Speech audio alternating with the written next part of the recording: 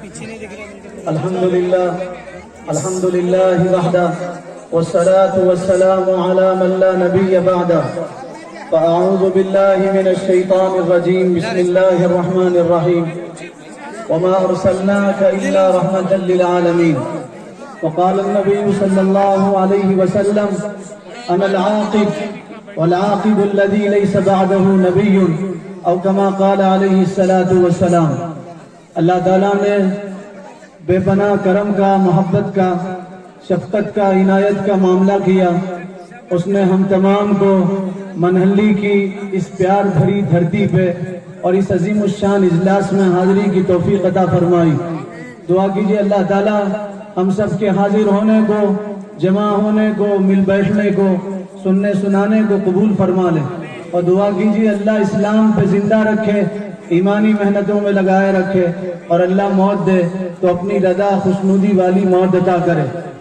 کسی نے کہا ہے جب خدا نے، گاڈ نے، ایشور نے، پرمیشور نے، اللہ نے وشو کو بنایا اور پورے ورلڈ کو بنایا تو سوچا کیا چیز اس کو تحفے میں دوں۔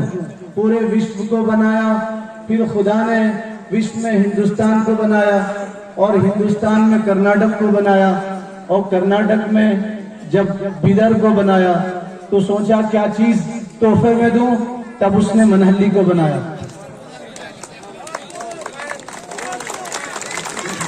یہ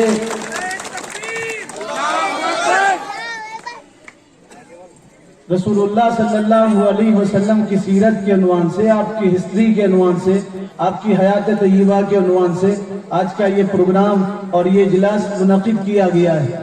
رسول اللہ صلی اللہ علیہ وسلم کی، رسول اللہ صلی اللہ علیہ وسلم کی سیرت کی بہت ساری باتیں ہیں، لیکن آپ نے خاص طور سے پوری زندگی میں دو باتوں کی طرف لوگوں کو توجہ دلائی، اور دو پیغام دیے خاص طور سے، اور دو میسج دیے خاص طور سے۔ پہلا میسج یہ دیا کہ دیکھو تم سب ایک ماں باپ کی اولاد ہو، تم سب ایک ماتا پتا کی اولاد ہو، تم سب ایک ماں باپ کی سنتان ہو، تمہارا باپ بھی ایک ہے، تمہاری ماں بھی ایک ہے۔ آپ قرآن پڑھیے، آپ گیتا پڑھیے، آپ گرنتھ پڑھیے، آپ بائبل پڑھیے، دنیا کی کسی کتاب کو پڑھیے تو آپ کو یہی بات ملے گی کہ ہم سب ایک ماتا پتا کی اولاد ہیں، ہم سب انسان ہیں، ایک ماتا پتا کی اولاد ہیں۔ اگر ہم دو ماتا پتا کی اولاد ہوتے تو ہمارا نقشہ الگ ہوتا، ہماری صورت الگ ہوتی، ہمارے ہاتھ الگ ہوتے، ہمارے پیر الگ ہوتے۔ ہم سب ایک ماتا پتا کی اولاد ہیں، ہمارا پتا ہے آدم اور ہماری ماتا ہے حوا، اور ہم سب ایک خدا کے بندے ہیں۔ کوئی اسے خدا کہتا ہے، کوئی اسے اللہ کہتا ہے، کوئی اسے گاڈ کہتا ہے، کوئی اسے ایشور کہتا ہے، کوئی اسے پرمیشور کہتا ہے۔ اگر ہمارا خدا الگ الگ ہوتا تو ہماری تصویر الگ ہوتی، ہمارا چہرہ الگ ہوتا، ہماری بناوٹ الگ ہوتی۔ آپ دیکھو ہندو کو کاٹو تو بلڈ خون کا رنگ ایک ہی ہوتا ہے، مسلمان کو کاٹو تو اس کا رنگ بھی ایک ہی ہوتا ہے، سکھ کو کاٹو تو اس کے بلڈ کا رنگ ایک ہی ہوتا ہے، کرسچن کو کاٹو تو اس کے بلڈ کا رنگ بھی ایک ہی ہوتا ہے۔ کسی کو بلڈ کی ضرورت پڑتی ہے تو بلڈ یہ نہیں بولتا کہ میں ہندو کا خون ہوں، مسلمان کو کیسے لگوں گا۔ کتنے ہندوؤں کا خون مسلمان کو لگ جاتا ہے اور کتنے مسلمانوں کا خون ہندوؤں کو لگ جاتا ہے۔ بتائیے چلا ہم سب کا پیدا کرنے والا ایک ہے۔ اگر وہ الگ الگ ہوتا تو آسمان الگ ہوتا، آکاش الگ ہوتا، دھرتی الگ ہوتی۔ اگر وہ الگ الگ ہوتا تو ہمارے کھیت کھلیان الگ الگ ہوتے، ہم سب کی صورتیں الگ الگ ہوتی۔ بتائیے چلا کہ ہم سب کا پیدا کرنے والا ایک ہے۔ محمد صلی اللہ علیہ وسلم نے پوری زندگی 23 سال یہ بتایا کہ دیکھو تم سب ایک ماں باپ کی اولاد ہو، تمہارا خدا ایک ہے، تم ایک بن کے رہو، انسان ہو تو انسان کے کام آؤ، کسی انسان کو تکلیف مت پہنچاؤ۔ محمد صلی اللہ علیہ وسلم کے گولڈن ورڈ ہیں، سنہری الفاظ ہیں، دل پہ نوٹ کرنے کے قابل ہیں۔ آپ نے فرمایا لوگوں میں سب سے اچھا آدمی کون ہے؟ ہم یہ سمجھتے ہیں اچھا پہننے والا یہ آدمی اچھا ہے، جس کے کپڑے اچھے ہو وہ آدمی خوبصورت ہے اور وہ آدمی اچھا ہے۔ ہم یہ سمجھتے ہیں جس کے پاس BMW گاڑی ہو وہ آدمی اچھا ہے۔ ہم یہ سمجھتے ہیں جس کا بینک بیلنس زیادہ ہو وہ آدمی اچھا ہے۔ ہم یہ سمجھتے ہیں جس کے پاس فکس ڈپازٹ ہو وہ آدمی اچھا ہے۔ ہم یہ سمجھتے ہیں جس کے پاس ڈالر ہو، جس کے پاس سونا چاندی ہو وہ آدمی اچھا ہے۔ جو خوبصورت چہرے کا ہو ہم یہ سمجھتے ہیں وہ آدمی اچھا ہے۔ پروفیٹ محمد صلی اللہ علیہ وسلم نے، میسنجر آف اسلام نے یہ کہا، دیکھو وہ آدمی اچھا نہیں ہے جس کے پاس پیسہ زیادہ ہو، وہ آدمی اچھا نہیں ہے جس کے پاس دھن دولت زیادہ ہو، فرمایا وہ آدمی اچھا ہے جو انسانوں کے ساتھ اچھا ہو۔ یہ نہیں کہا مسلمانوں کے ساتھ اچھا ہو، یہ نہیں کہا داڑھی ٹوپی والے کے ساتھ اچھا ہو، یہ نہیں کہا نماز پڑھنے والے کے ساتھ اچھا ہو، یہ نہیں کہا گوشت کھانے والے کے ساتھ اچھا ہو، فرمایا وہ انسان اچھا ہے جو انسانوں کے ساتھ اچھا ہو، اور جو انسان انسانوں کے ساتھ اچھا نہیں رہ سکتا وہ انسان بولنے کے قابل نہیں ہے۔ اگر آپ کا دھرم آپ کو انسانیت نہیں سکھاتا تو یہ دھرم نہیں ہے، دھرم ہے۔ اگر آپ کا دھرم آپ کو انسانیت نہیں سکھاتا تو اس سے بڑی جہالت کوئی نہیں ہے۔ اگر آپ کا دھرم آپ کو انسانیت نہیں سکھاتا تو آپ انسان کے بیش بھیش میں سب سے بڑا حیوان انسان ہے، تو انسان سے پیار کرو۔ پڑھو محمد صلی اللہ علیہ وسلم کی ہسٹری، آپ کی زندگی۔ وقت نہیں ہے، بہت کم وقت میں اپنی بات ختم کر دوں۔ محمد صلی اللہ علیہ وسلم کی 23 سال کی پوری ہسٹری پڑھو، 23 سال، 8155 دن، 8155 دن نبوت کے بعد آپ دنیا میں رہے۔ پڑھو آپ کی ہسٹری، آپ نے پوری زندگی کبھی کسی کو تکلیف نہیں دیا، پوری زندگی کبھی کسی کو نہیں مارا، پوری زندگی کبھی کسی کو برا بھلا نہیں کہا، آپ نے کبھی کسی سے بدلہ نہیں لیا۔ 13 سال مکہ کی سرزمین پہ، 13 سال کم عرصہ نہیں ہوتا، 13 دن نہیں، 13 مہینے نہیں، 13 سال تک مکہ کی سرزمین پہ لوگ آپ کو پتھر مارتے تھے، مکہ میں راستے میں کانٹے بچھاتے تھے، کوئی آپ کے چہرے انور پہ تھوکتا تھا، اس چہرے انور پہ تھوکتا تھا جس کی وجہ سے چاند کو چاندنی ملی، جس کی وجہ سے سورج کو شعاعیں ملی، جس کی وجہ سے تاروں کو چمک ملی، ہائے اس چہرے انور پہ تھوکتا تھا جس کی وجہ سے دریا کو روانی ملی، پھولوں کو خوشبو ملی، کلیوں کو رنگت ملی، اس چہرے انور پہ تھوکتا تھا۔ وہ نہ ہوتے تو دنیا نہ ہوتی، وہ نہ ہوتے تو جبرائیل نہ ہوتے، وہ نہ ہوتے تو میکائیل نہ ہوتے، وہ نہ ہوتے آدم صفی اللہ نہ ہوتے، وہ نہ ہوتے تو نوح نجی اللہ نہ ہوتے، وہ نہ ہوتے تو ابراہیم خلیل اللہ نہ ہوتے، وہ نہ ہوتے تو عیسیٰ روح اللہ نہ ہوتے۔ ان کے دفعے یہ ساری کائنات سجائی گئی، آپ کے چہرے انور پہ تھوکا گیا، آپ نے کسی سے بدلہ نہیں لیا، آپ نے بددعا نہیں دیا۔ 13 سال مکہ میں آپ کو تڑپایا گیا، آپ سجدے میں ہوتے تھے، غلاظت لا کے، پیشاب پیخانہ لا کے، اونٹ کی اوز لا کے آپ کے گردن مبارک پہ ڈالی جاتی، آپ سجدے سے سر اٹھاتے، آسمان کی طرف دیکھتے اور یوں کہتے، سمندروں سے زیادہ گہرا آپ کا دل تھا اور آپ کا سینہ تھا، ہاتھ اٹھاتے اور اپنے اللہ سے شکایت کرتے اور یوں کہتے، پروردگار یہ میری امت ہے، ان کو تکلیف مت دینا، میں نے ان کو معاف کر دیا، تو بھی ان کو معاف کر دیا۔ بدن پہ کچرا ڈالنے والوں کو آپ نے معاف کیا۔ طائف گئے تھے آپ، طائف ایک بستی ہے، آپ طائف پہنچے تھے، یہ درد لے کے گئے تھے اور یہ تڑپ لے کے گئے تھے اور یہ خواہش لے کے گئے تھے، محبت کا پیغام لے کے گئے تھے، محبت کی دکان طائف کے ظالموں کے درمیان کھولنا چاہتے تھے۔ آپ گئے، لوگوں سے کہا، لوگوں میں مال کے لیے نہیں آیا، میں پیسے کے لیے نہیں آیا، میں دولت کے لیے نہیں آیا، میں آیا ہوں تمہارے پاس تمہاری بھلائی کے لیے، میں آیا ہوں تمہیں محبت سکھانے کے لیے، میں آیا ہوں تمہیں اللہ کی چوکھٹ پہ پہنچانے کے لیے۔ میری بات مانو، تم دنیا میں بھی کامیاب ہوگے، تم آخرت میں بھی کامیاب ہوگے۔ طائف کے درندوں نے صبح سے لے کے شام تک لوگوں کو آپ کے پیچھے لگایا، جوانوں کو آپ کے پیچھے لگایا۔ جوانوں سنو، اللہ نے، گاڈ نے، خدا نے تمہیں جو جوانی دی ہے وہ کسی پہ ظلم کرنے کے لیے نہیں دیا، کسی کے ساتھ انیائی کرنے کے لیے نہیں دیا، کسی کی گردن مڑوڑنے کے لیے نہیں دیا، ناجائز کسی کی زمین پہ قبضہ کرنے کے لیے نہیں دیا۔ سنو جوانوں، اللہ نے تمہیں جوانی کسی کی عزت لوٹنے کے لیے نہیں دیا۔ بہن کوئی بھی ہو، کسی کی ہو وہ بہن ہے، بیٹی کسی کی ہو وہ بیٹی ہے۔ پڑھو محمد صلی اللہ علیہ وسلم کی ہسٹری۔ دشمن کی بیٹی آئی، سر کھلا ہوا تھا، آپ کی آنکھوں میں آنسو آئے، لوگوں نے کہا آپ کیوں رو رہے؟ کہا دشمن کی بیٹی ہے، سر کھلا ہے، میں کسی بیٹی کا سر کھلا دیکھنا نہیں چاہتا۔ آپ نے اپنی کالی کملی کو نکالا، چادر نکالا اور کہا اس بیٹی کو چادر اڑاؤ۔ آپ نے اپنی کالی کملی اس بیٹی کو اڑایا۔ لوگوں نے کہا دشمن کی بیٹی ہے، تو کیا جواب دیا پروفیٹ محمد صلی اللہ علیہ وسلم نے؟ بیٹی بیٹی ہے چاہے دشمن کی بیٹی ہے، عزت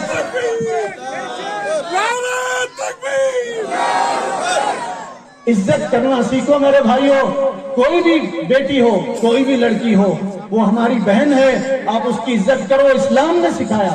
آپ کو خدا نے جوانی اس لیے نہیں دیا کہ آپ بوڑھے ماں باپ پہ بوجھ بنو.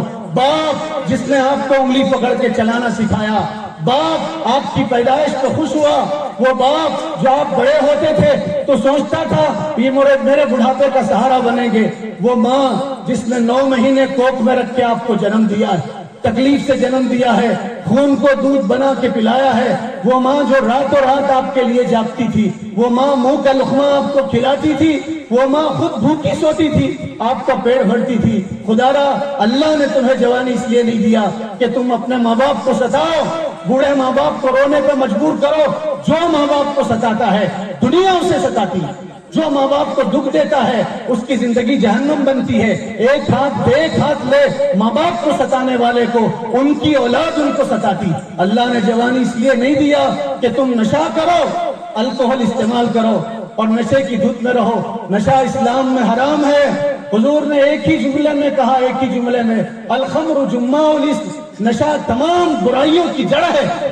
آدمی جب نشہ کرتا ہے تو وہ چوری بھی کر سکتا ہے، وہ بلاکاری بھی کر سکتا ہے، وہ کسی کی عزت بھی لوٹ سکتا ہے. نشے میں ہوتا ہے تو اپنے ماں باپ کا بھی مرڈر کر سکتا ہے. پچھلے دنوں اخبار میں آیا تھا، ایک بچے کو نشے کی عادت پڑی.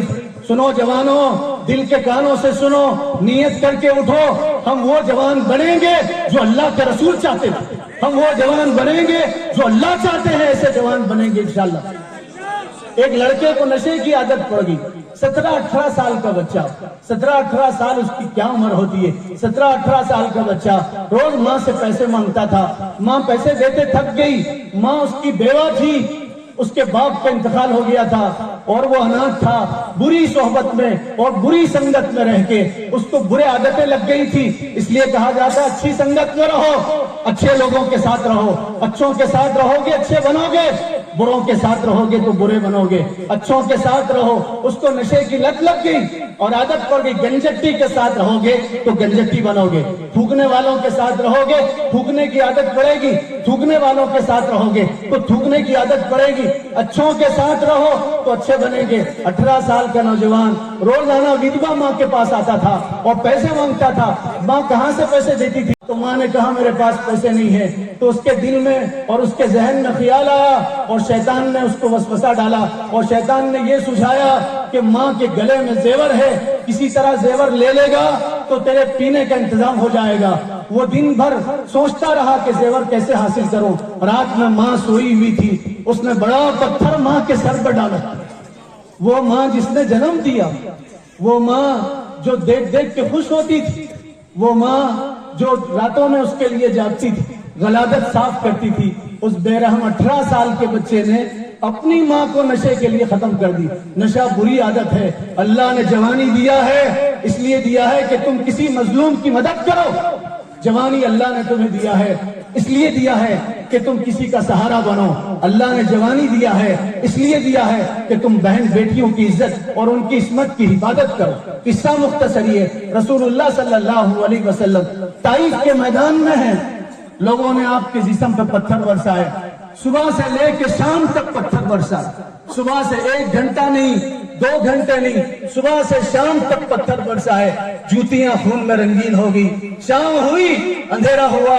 پہلے ایسے قمقموں کا انتظام نہیں تھا، ایسی بجلی نہیں تھی، ایسی لائٹ نہیں تھی. رات ہوئی، اندھیرا ہوا تو وہ جوان اپنے گھروں میں گئے. آپ کے ساتھ، رسول اللہ کے ساتھ، محمد صلی اللہ علیہ وسلم کے ساتھ، کائنات کے سردار کے ساتھ، امام الانبیاء کے ساتھ آپ کے غلام ساتھ میں تھے. غلام نے آپ کو اٹھایا اور انگور کے باغ میں پہنچایا اور پناہ لی اور فرشتے آئے. فرشتوں نے کہا آپ ہاتھ اٹھا دو، اللہ طائف والوں کی نسلوں کو برباد کر دیں گے، ان کو ملیامیٹ کر دیں گے، ان کی نسلیں وجود میں نہیں آئیں گی. قربان جائیے رحمت للعالمین پہ. ہم کیسے نبی کے امتی ہیں؟ ہاتھ اٹھا کے فرمایا یا اللہ میں رحمت بنا کے بھیجا گیا، میں زحمت بنا کے نہیں بھیجا گیا. یا اللہ یہ لوگ مجھے پہچانتے نہیں ہیں، اگر پہچانتے تو میری بات مانتے. یا اللہ ان کو عذاب مت دینا، ہو سکتا ہے ان کی نسلوں میں کوئی دیندار پیدا ہو جائے. کیا محبت! اسلام محبت کا پیغام دیتا ہے اور درس دیتا ہے اور یہ بتاتا ہے انسان ہو، انسانوں سے پیار کرو. احد کا میدان ہے، احد کا میدان احد کے میدان میں آپ کے چچا، سگے چچا، چہیتے چچا حمزہ کو لوگوں نے کاٹا. کیسے کاٹا؟ ان کی ناک کاٹی، ان کے کان کاٹے، ان کے ہاتھ پیر کاٹے، ان کا کلیجہ کاٹ کے ایک عورت نے چبایا، کلیجہ کاٹ کے عورت نے چبایا، کھوپڑی پھوڑا اور پھوڑ کے اس میں شراب اس عورت نے پیا. کتنا دکھ ہوا. آپ چچا کے لاش کو دیکھ کے قابو نہیں رکھ سکے، اتنا روئے اتنا روئے. آسمان سے جبرائیل آئے اور جبرائیل نے تسلی دیا اور یہ کہا مت روئیے، ہم نے آپ کے چچا کا نام عرش پہ لکھ دیا. پھر بھی آپ روتے رہے، دن بھر روتے رہے. مدینہ پہنچے تو آپ روتے رہے اور آپ نے کہا سب کے رونے والے ہیں، میرے چچا کا رونے والا کون؟ میرے چچا پہ کون روئے گا؟ بہت دنوں تک آپ روتے تھے اور اتنا روتے تھے، آواز سے روتے تھے. لیکن اس عورت نے جس نے آپ کے چچا کو مارا تھا، کبھی آپ نے بدلہ نہیں لیا. آپ سجدے میں سر رکھ کے یوں کہہ رہے ہیں یا اللہ جس عورت نے میرے چچا کو مارا تھا اس کو اسلام دے دے، اس کو دین دے دے، اس کو جنت دے دے، اس کو تیری رضا دے دے. حضور دعا مانگے اور قبول نہ ہو نہیں ہو سکتا. آپ کی آہیں اللہ کے بارگاہ میں قبول ہوئی اور وہ عورت مسلمان ہوئی. کتنا آپ کا دل بڑا تھا. ایک مرتبہ رسول اللہ اپنی بیوی کے گھر آئے، چہیتی بیوی اما جان حضرت عائشہ کے پاس آئے. سنو مسلمانوں اور جتنے دھرم کے لوگ بیٹھے سنو، رسول اللہ اپنی بیوی کے پاس آئے. آپ گھر میں جانے کا انداز آپ کا محبت بھرا ہوتا تھا. جو بیوی تمہارے پاس ہے وہ کسی کی بیٹی ہے، کسی کی بہن ہے، وہ کسی کی پوتی اور نواسی ہے. وہ تمہارے پاس نوکرانی بن کے نہیں آئی، وہ تمہارے پاس رانی بن کے آئی ہے. جو عورتوں کی عزت نہ کرے، چاہے وہ اپنی بیوی ہو یا اپنی بہن ہو، وہ آدمی دنیا کا ذلیل ترین انسان. حضور نے فرمایا کمینہ ہے وہ آدمی جو اپنی بیوی کی عزت نہ کرے اور بیوی کا احترام نہ کرے. گھر میں جاؤ تو خوش ہو کے جاؤ. ارے وہ تمہارے لیے اپنا گھر چھوڑ کے آئی، باپ کا پیار چھوڑ کے آئی، بہنوں کی محبت چھوڑ کے آئی. 18 سال جس گھر میں رہی وہ گھر کی در و دیوار تمہارے لیے چھوڑ کے آئی. تم اسے محبت نہیں دو گے تو کون محبت دے گا؟ محمد صلی اللہ علیہ وسلم نے فرمایا سب سے اچھا آدمی وہ ہے جو اپنی پتنی کے ساتھ اور اپنی وائف کے ساتھ اچھا رہے، اور جو بیوی کے ساتھ اچھا نہیں ہے وہ کسی کے ساتھ اچھا نہیں. حضور نے فرمایا جو پڑوسی کے ساتھ اچھا ہے وہ سب سے اچھا آدمی ہے. پڑوسی کوئی بھی ہو اس کے ساتھ اچھا رہو، اس کے ساتھ محبت کے ساتھ رہو. بیوی تو آپ کی شریک حیات ہے، لائف پارٹنر ہے، اس کے ساتھ اچھا نہیں رہو گے وہ اپنا دکھڑا کس کو سنائے گی؟ دکھ کس کے سامنے بیان کرے گی؟ یاد رکھو اگر وہ اللہ کے سامنے اپنا دوپٹہ پھیلا کے تمہارے خلاف بددعا کر دے تو تم سکھ کی زندگی نہیں گزار سکتے، تم اچھی زندگی نہیں گزار سکتے. محمد صلی اللہ علیہ وسلم بیوی کے پاس آئے. آپ بہت زیادہ خوش تھے تو آپ کی وائف نے، آپ کی پتنی نے، آپ کی دھرم پتنی نے آپ سے کہا اللہ کے نبی آج آپ بہت خوش ہیں. تو فرمایا ہاں میں بہت خوش ہوں. بیوی نے کہا اچھا آپ بہت خوش ہیں؟ کہا میں بہت خوش ہوں. مانگو، کیا مانگنا چاہتی ہے؟ ہم تو کہتے ہیں کیا مار کھانا چاہتی ہے، اور محمد صلی اللہ علیہ وسلم کہہ رہے ہیں مانگ، کیا مانگنا چاہتی ہے؟ تو آپ نے کہا، پتنی نے کہا، آپ کی بیوی نے کہا تھوڑی دیر ٹھہریے، میں اپنے پتا سمان سے، پتا سے، باپ سے مشورہ کر کے آتی ہوں. حضرت عائشہ گئی حضرت ابوبکر کے پاس اور یہ کہا آج میرے شوہر اور میرے پتی بہت زیادہ خوش ہیں. محمد صلی اللہ علیہ وسلم مجھ سے کہہ رہے مانگ، کیا مانگنا چاہتی ہے؟ کہا ابا جان سے ابا جان بولو میں کیا مانگوں؟ تو باپ نے کہا بیٹی سونا مت مانگ، باپ نے کہا بیٹی چاندی مت مانگ، باپ نے کہا بیٹی درہم و دینار مت مانگ، دنیا مت مانگ، دنیا ختم ہوگی، آدمی مرے گا کسی بھی دھرم کا ہو، یا تو وہ جلایا جائے گا یا تو وہ گاڑ دیا جائے گا، اور یہ وقت کب آئے گا کسی کو نہیں معلوم. صبح کا سورج ہم دیکھ سکتے نہیں معلوم، کل کی شام دیکھ سکتے نہیں معلوم. فرمایا یہ وقت کب آئے گا نہیں معلوم، اور جو جائے گا وہ اپنے ساتھ کچھ لے کے نہیں جائے گا، صرف کفن کا ٹکڑا لے کے جائے گا، اس کے علاوہ کوئی چیز ساتھ نہیں لے کے جائے گا. کہا بیٹی مانگ. محمد صلی اللہ علیہ وسلم سے جب وہ معراج میں عرش میں گئے تھے تو انہوں نے اللہ سے بات کیا تھا، اور کیا بات کیا تھا اللہ سے؟ راز کی بات، راز و نیاز کی بات چپکے سے کیا تھا. کیا بات کیا تھا؟ مانگ اور پوچھ کیا بات ہوئی تھی. بیوی خوش ہوئی. اما جان حضرت عائشہ گھر آئی، رسول اللہ نے کہا مشورہ کر کے آئی؟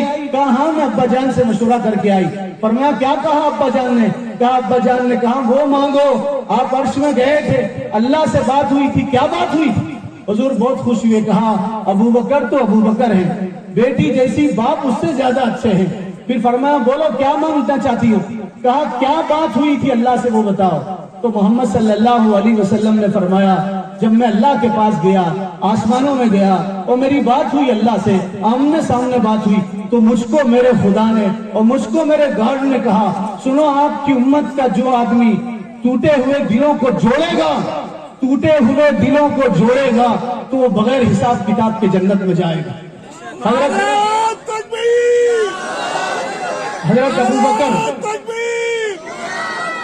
حضرت ابو بکر سن کے رونے لگے. تو بیٹی نے پوچھا آپ کیوں رو رہے ہیں؟ تو باپ نے کیا جواب دیا؟ فرمایا بیٹی ہر بات کے دو مطلب ہوتے ہیں, ایک مطلب اس بات کا یہ ہے جو جوڑے گا وہ جنت میں جائے گا, جو توڑے گا وہ جہنم میں جائے گا. محمد صلی اللہ علیہ وسلم جوڑنے کے لیے آئے. پڑھو, آپ کی پوری ہسٹری پڑھو, پوری تاریخ پڑھو. میں آپ کو کیا بتاؤں, عظیم شخصیت ہمارے بیچ بیٹھی ہوئی, ان کا قیمتی بیان ہوگا. محمد صلی اللہ علیہ وسلم نے یہ میسج دیا اور یہ پیغام دیا کہ تم سب ایک ہو. انسان وہ ہے جو انسان کے کام آئے. انسان کسی پہ انیاں نہ کرے, ظلم نہ کرے, کسی کو ستائے نہیں, کسی کی آنکھوں میں آنسو نہ لائے. وہ انسان سب سے بڑا انسان. ایک دو بات بتا کے میں اپنی بات ختم کر دوں. خواجہ اجمیری معین الدین چشتی اجمیری رحمت اللہ علیہ, ان کے پاس ایک آدمی آیا, گونگا بہرا تھا, نہ بول سکتا تھا نہ سن سکتا تھا, نہ بول سکتا تھا نہ سن سکتا تھا, مسلمان نہیں تھا, دوسرے دھرم کا تھا اور دوسرے مذہب کا تھا. اور وہ اشارے سے کہنے لگا صاحب میں آپ کے پاس کھانا بنا کے لایا ہوں, اپنے ہاتھ سے کھانا بنا کے لایا ہوں, میں آپ کو کھانا کھلانا چاہتا ہوں, اپنے ہاتھ سے کھلانا چاہتا ہوں. تو لوگ سمجھ گئے.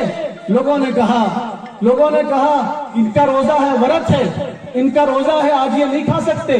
نفل روزہ تھا, رمضان کا روزہ نہیں تھا. تو کہا ان کا روزہ ہے, یہ نہیں کھا سکتے.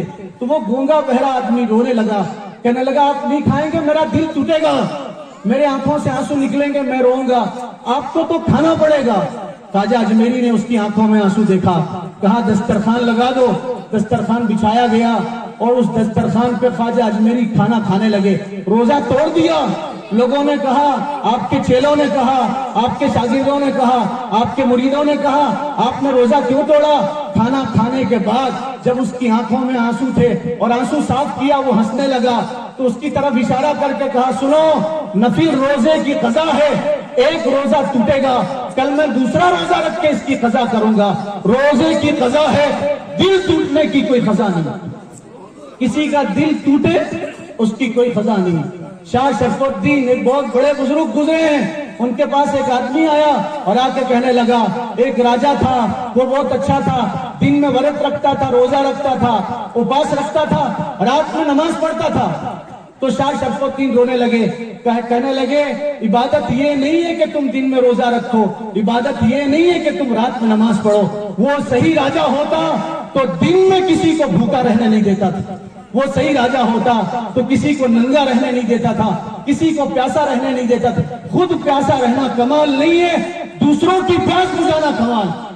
خود بھوکے خود کھانا کمال نہیں ہے, دوسروں کو کھلانا کمال ہے. تو محمد صلی اللہ علیہ وسلم نے ایک میسج تو یہ دیا کہ تم انسان ہو, انسانوں کے ساتھ اچھا سلوک کرو. دوسرا میسج یہ دیا مختصر یہ کہ دیکھو تم اپنے دیش کے ساتھ پریم کرو, دیش بھکتی کرو. ہندوستان, بھارت, انڈیا دنیا کا سب سے پوتر دیش ہے. اس جیسا دیش پورے ورلڈ میں دوسرا کوئی نہیں ہے.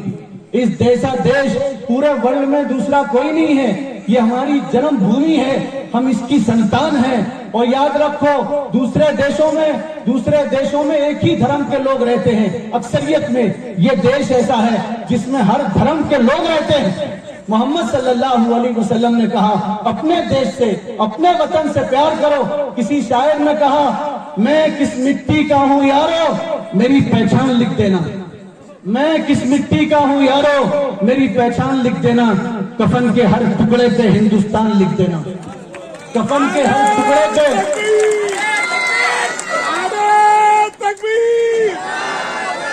میں کس مٹی کا ہوں یارو, میری پہچان لکھ دینا. کفن کے ہر ٹکڑے پہ ہندوستان لکھ دینا. آؤ اس دیش میں پیار کی ایک نئی دیوار بنائیں. آؤ اس دیش میں پیار کی ایک نئی دیوار بنائیں. میں کہیں رام لکھ دوں, تم کہیں رحمان لکھ دینا. रोशनी का कुछ न कुछ इम्कान होना चाहिए, रोशनी का कुछ न कुछ इम्कान होना चाहिए। बंद कमरे में भी रोशनदान होना चाहिए, बंद कमरे में भी रोशनदान होना चाहिए। हिंदू मुस्लिम सिख ईसाई, तुम्हारे माथे पे जो कुछ हो, तुम्हारे दिल में सिर्फ हिंदुस्तान होना चाहिए। हिंदुस्तान के एक मौलाना मोहम्मद अली जौहर इलाहाबाद आए 1902 में। उन्होंने तकरीर में कहा, मुझसे कोई पूछे, सुनो भारत के इंसानों और भारत पवित्र देश के रहने वालों, मोहम्मद अली जौहर ने कहा, अगर मुझसे कोई पूछे तुम क्या हो, तो मैं कहूंगा मैं मुसलमान हूं, मैं मुसलमान हूं और सिर्फ मुसलमान हूं। कोई मुझसे पूछे तुम क्या हो, तो मैं कहूंगा मैं मुसलमान हूं और मुसलमान हूं और सिर्फ मुसलमान हूं। लेकिन मेरी देश की आन बान शान पे कोई कहाँ आंच आए, मेरी देश की आन बान शान पे कोई आंच आए, तो मैं कहूंगा मैं हिंदुस्तानी हूं, मैं हिंदुस्तानी हूं और सिर्फ हिंदुस्तानी हूं। लोग हमारे देश को मिटाने की बात करते हैं, मैं कहूंगा हम एक एक लोटा पानी उनके बहा दे तो उनका पूरा देश बह जाएगा। हम लोग यूं कहते हैं हिंदू मुस्लिम इस देश में एक दूसरे के दुश्मन है। मैं कहता हूं नहीं, हिंदू मुस्लिम इस देश में एक दूसरे के दुश्मन नहीं, गलत बात है। हिंदू मुस्लिम इस देश में एक दूसरे के दुश्मन नहीं है। जब भी आईना देखता हूं तेरी तस्वीर नजर आती है, जब भी आईना देखता हूं तेरी तस्वीर नजर आती है, तेरी तकदीर से जुड़ी मेरी तकदीर नजर आती है। और हिंदू मुस्लिम को क्या कोई मिटाएगा इस देश से, हिंदू मुस्लिम को क्या मिटाएगा कोई इस देश से। जो मोहब्बत तेरी आंखों में है वही मोहब्बत मेरी आंखों में नजर आती है। मिट्टी में मिला दो मैं मिट नहीं सकता, मेरी आवाज को कोई अब दबा नहीं सकता। मेरी आवाज से आवाज मिला, फिर देख इस देश में क्या नहीं हो सकता। लोग कहते हैं हिंदू मुस्लिम दुश्मन है, मैं कहता हूं इस देश के केवल 3 दुश्मन है। गरीबी इस देश की दुश्मन है, जहालत इस देश की दुश्मन है, करप्शन इस देश के दुश्मन है। आओ हम सब मिल के ये वादा करें, इन 3 चीजों को खत्म करेंगे देश से, ये देश सबसे महान देश बनेगा, सबसे आगे देश बनेगा। मैं आखिर में तमाम लोगों का शुक्रिया अदा करता हूं, मनहल्ली के नौजवानों का, जिन्होंने इतनी खूबसूरत बज़्म सजाई, इतना अच्छा प्रोग्राम किया। दिल से दुआ निकलती है अल्लाह ताला इन नौजवानों की उम्र में बरकत दे, अल्लाह उनके साये को ताज़े कायम रखे, इनकी जवानियों को अल्लाह ताला कबूल करे। और मनहल्ली की जो जमीन है वो मोहब्बत की जमीन है, एक मिसाली जमीन है मनहल्ली की जमीन। मनहल्ली गांव वर्ल्ड के लिए एक नमूना है, वर्ल्ड के लिए एक नमूना है, पूरे वर्ल्ड के लिए और पूरी दुनिया के लिए एक मिसाल है। यहाँ सब मिलजुल के रहते हैं, हर ईद के गले मिलजुल के मिलते हैं। ये मोहब्बत हमारी दुआ है बाकी रहे, नजर न लगे मनहल्ली की मोहब्बत की सरजमीन।